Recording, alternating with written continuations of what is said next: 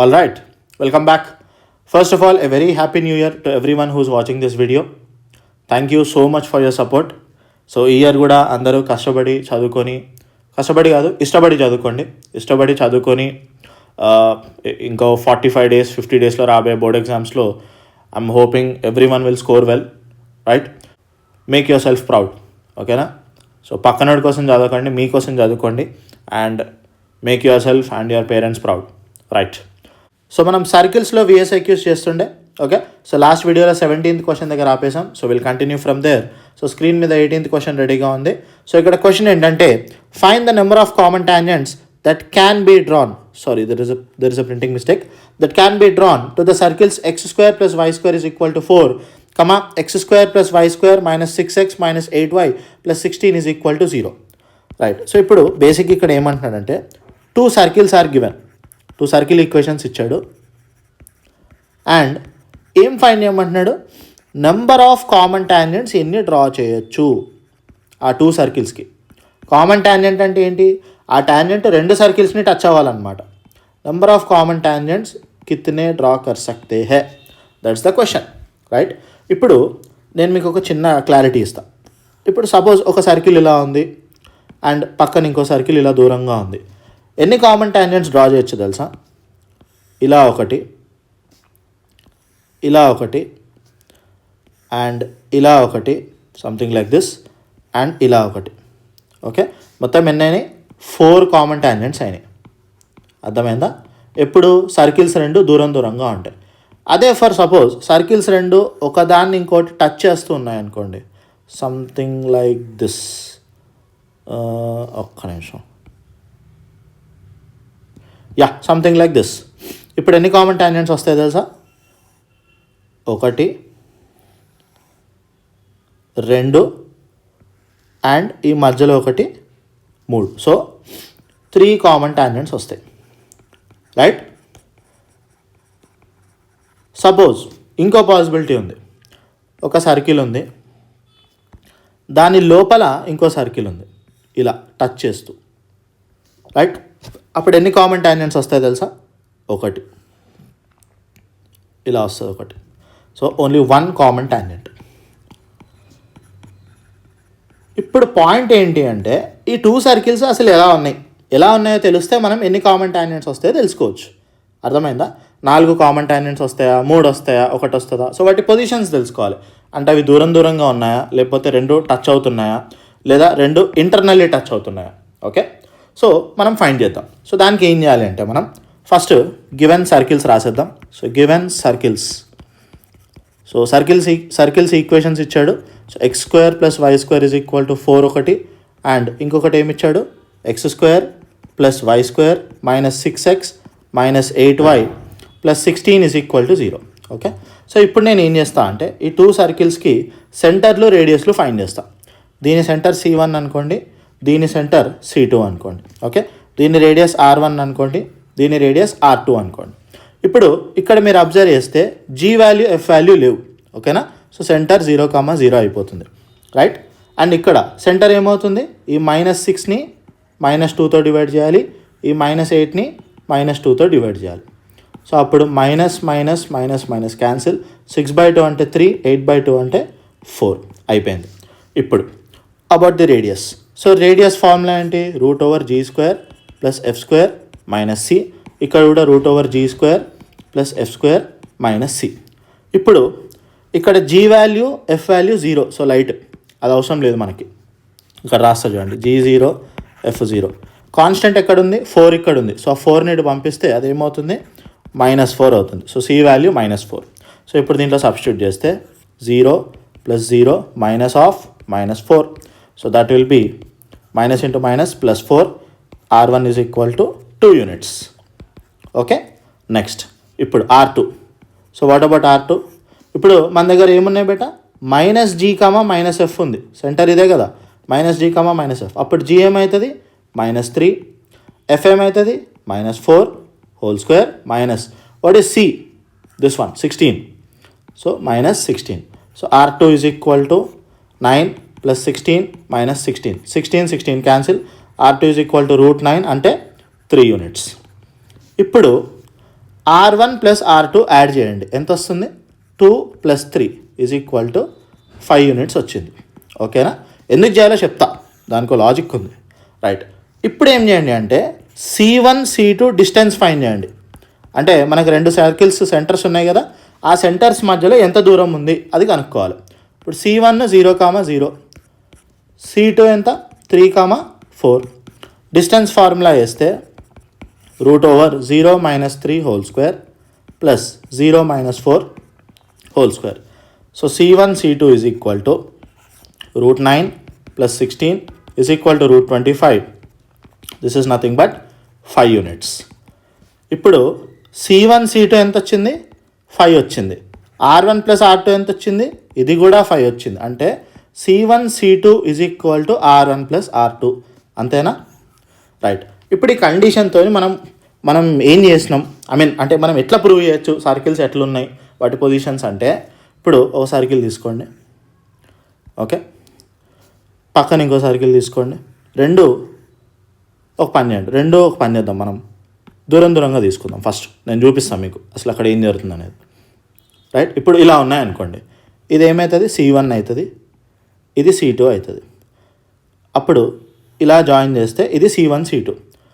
ఆ C1 C2లోనే ఇంత part ఏంటి? R1, ఇంత పార్ట్ R2, అంతేగా వాటి రేడియస్లు. ఇప్పుడు C1 C2 distance R1 + R2 distance ఎలా ఉన్నాయి? ఈక్వల్ ఉన్నాయా? లేవు. ఎందుకంటే C1 C2 ఎక్కువ ఉంది. So C1 C2 is greater than R1 + R2. ఇక్కడ ఇది కండిషన్. కానీ మనకేమొచ్చింది? ఈక్వల్ టు వచ్చింది. సో అప్పుడు నేను ఏం చేస్తాను, ఒక సర్కిల్ ఇలా తీసుకుంటా.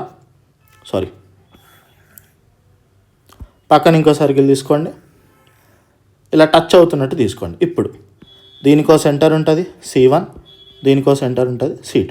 ఇప్పుడు ఈ రెండు జాయిన్ చేద్దాం. ఇప్పుడు ఇక్కడ నుంచి ఇక్కడికి ఏంటి? Radius R1. ఇక్కడ నుంచి ఇక్కడికి ఏంటి? Radius R2. రెండు మ్యాచ్ అయిపోయినాయి కదా. అంటే C1 C2 distance R1 + R2 distance same, అంతే కదా, అక్కడ ఏం ఎక్స్ట్రా లేదు. సో ఇప్పుడు ఎన్ని కామన్ టాంజెంట్స్ వేయచ్చు? ఇలా 1 2 3. So number of common tangents ఎన్ని? మొత్తం 3 వస్తాయి. అర్థమైందా? రైట్, సో ఇప్పుడు అర్థమైందా ఈ C1 C2 R1 + R2 ఎందుకు ఫైండ్ చేసామనేది? అది ఇంపార్టెంట్ అనమాట. Okay, so will move on to the next question. Okay, so the question is find the value of A if 2x² + ay² - 3x + 2y - 1 = 0 represents a circle. Also find its radius. Okay, we'll do this. First మనకు ఒక equation ఇచ్చాడు. So given equation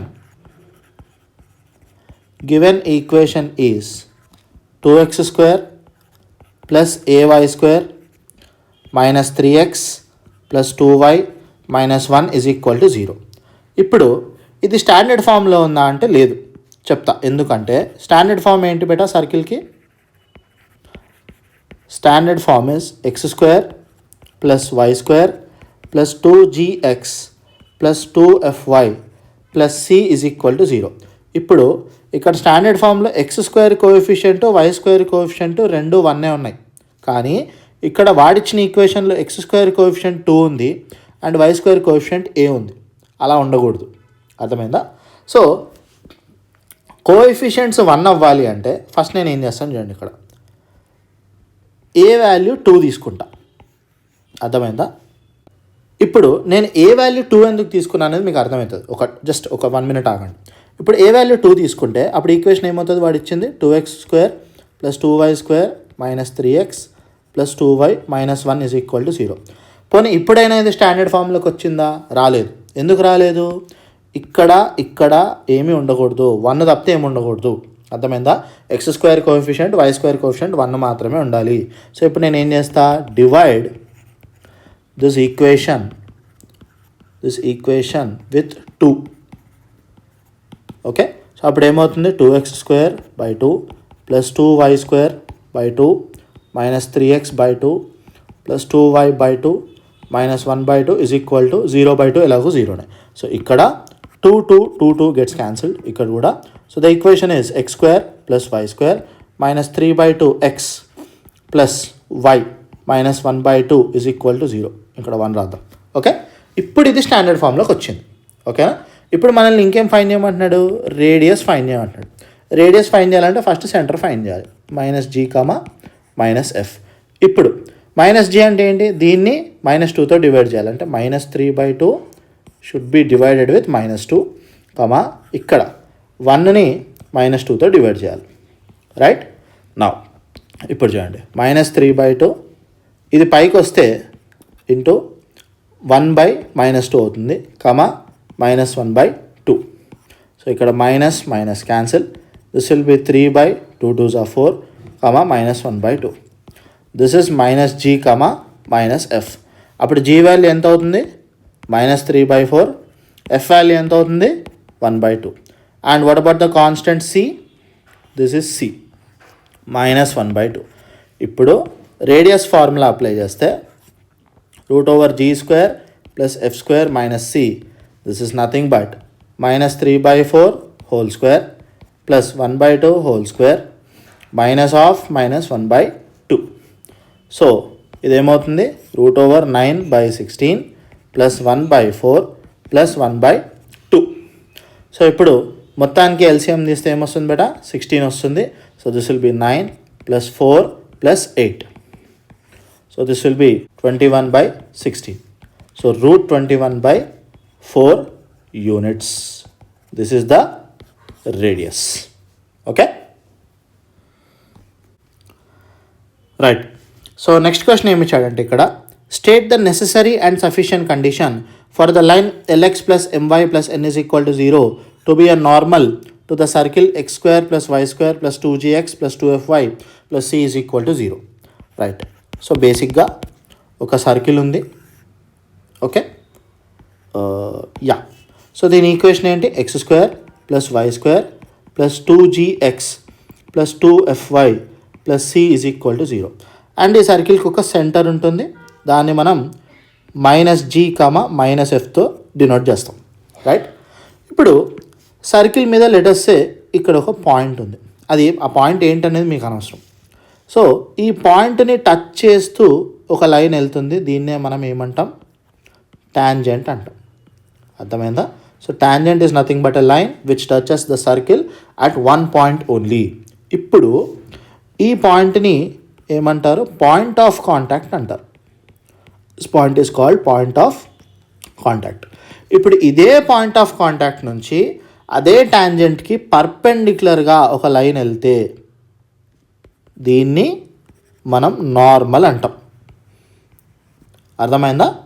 ఇప్పుడు ఇక్కడ మీరు observe చేస్తే ఈ normal అనేది centre of the circle నుంచి పాస్ అవుతుంది, అది కంపల్సరీ అవ్వాలి. And this normal is perpendicular to the tangent. ఈ రెండు విషయాలు గుర్తుపెట్టుకోండి. సో నార్మల్ ఎప్పుడైనా టాంజెంట్కి పర్పెండిక్యులర్ ఉంటుంది అండ్ సర్కిల్ సెంటర్ నుంచి పాస్ అవుతుంది. ఇప్పుడు వాడు ఒక లైన్ ఇచ్చిండు, ఏంటది, lx + my + n is equal to 0. ఇప్పుడు ఈ లైన్ నార్మల్ అవ్వాలి అంటే it must pass through the centre -g, -f. So వాడిచ్చిన లైన్ నార్మల్ అవ్వాలంటే కంపల్సరీ -g, -f నుంచి పాస్ అవ్వాలి. సో ఇప్పుడు అది నార్మల్ అవుతుంది కాబట్టి, సో -g, -f నుంచి పాస్ అవుతే కండిషన్ ఏంటి, x ప్లేస్లో నేను -g పెడతాను అండ్ y ప్లేస్లో -f + n is equal to 0. So this implies -lg - mf + n is equal to 0. So minus common తీసేసేయండి, కామన్ తీస్తే lg + mf - n is equal to 0. So minus right సైడ్కి transpose చేస్తే that will become plus. So ఇప్పుడు ఈ -n ఇటు పంపించేస్తే lg + mf is equal to n. This is the condition. ఓకేనా? So వాడిచ్చిన లైన్ వాడిచ్చిన సర్కిల్కి నార్మల్ అవ్వాలి అంటే ఈ కండిషన్ సాటిస్ఫై చేయాలి. Okay, right. So will stop this here. So next వీడియోలో కంటిన్యూ చేద్దాం. Thank you for watching. See you guys in the next one.